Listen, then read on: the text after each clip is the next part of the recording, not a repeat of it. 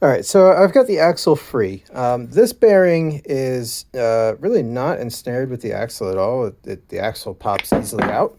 However, the bearing on this side of the hub seems to be quite tightly connected onto the axle.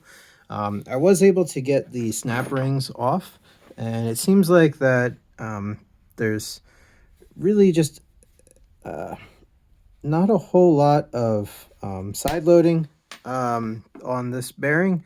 What I mean by that is axial force on the bearing directly seems to show that the bearing's intact, but axial force on the bearing with the axle does let it slide back and forth a little bit into where that groove for the crimp ring kind of shows, but the crimp ring doesn't actually put enough force, or doesn't quite put enough material in there to prevent this from actually sliding back and forth.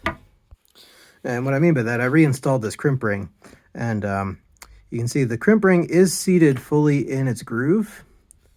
It's not coming out, but there's still some room for axial movement of the bearing on the axle.